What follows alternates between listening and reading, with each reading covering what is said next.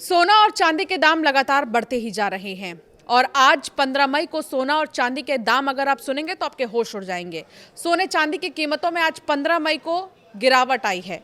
Indian Boolean and jewellers association के मुताबिक 1 kilo चांदी 19,693 रुपए घटकर 2,68,000 पर आ चुकी है, जो गुरुवार को 2,87,000 पर थी। तो वहीं 10 ग्राम 24 कैरेट सोने की अगर बात करें तो 3,000 रुपए घटकर 1,58,000 रुपए पर सोने की कीमतें आ गई हैं। इससे पहले 16 अप्रैल को ये 1,61,000 रुपए थी। सोना ऑल टाइम हाई से 106 दिन में 17,962 और चांदी 1,18,433 रुपए सस्ती हुई है। 29 जनवरी को सोना जो है वो 1,76,000 रुपए 10 ग्राम थी और चांदी की बात करें तो 3,86,000 रुपए प्रति किलो थी। और अब रविवार को कर्नाटक और तेलंगाना की सभाओं में पीएम मोदी ने लोगों से पेट्रोल डीजल की खपत कम करने और 1 साल तक सोना ना खरीदने की अपील की थी। इस साल सोना चांदी की कीमत में लगातार उतार चढ़ाव देखने को मिल रहा है, लेकिन आज 15 मई ताज़ा जो रेट्स की अगर बात करें तो थोड़ी सी राहत मिली है, बहुत ज़्यादा नहीं मिली है, थोड़ी सी राहत मिली है।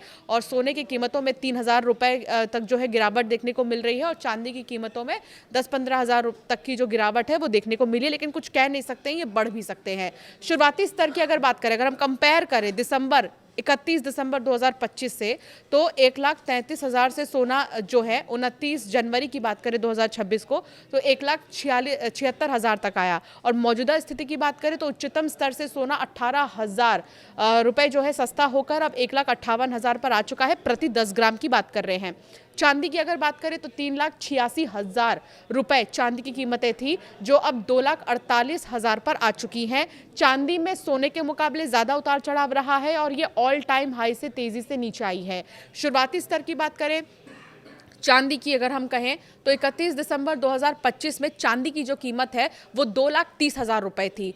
ऑल टाइम हाई रही है चांदी की कीमत और जनवरी में यही 2,30,000 जो है 3,86,000 पर चली गई थी। लेकिन अब गिरावट चांदी की कीमतों में आई है। गिरावट का आंकड़ा अगर पिछले 106 दिनों की बात करें तो 1,18,000 गिरकर 2,68,000 पर चांदी जो है आ चुकी है।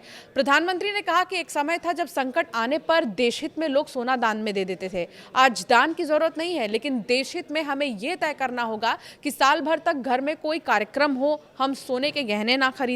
विदेशी मुद्रा बचाने के लिए हमारी देशभक्ति हमें चुनौती दे रही है और हमें यह स्वीकार करके विदेशी मुद्रा बचानी होगी। ऐसा क्यों कहा है पीएम ने, इसे आपको समझाते हैं। दरअसल प्रधानमंत्री नरेंद्र मोदी ने भारत के विदेशी मुद्रा भंडार को बचाने के लिए यह अपील की है। भारत अपने इस्तेमाल का करीब 99% सोना विदेशों से खरीदता है। 2025-26 में सोने का ये इंपोर्ट बिल करीब 6.4 लाख करोड़ रुपए का था।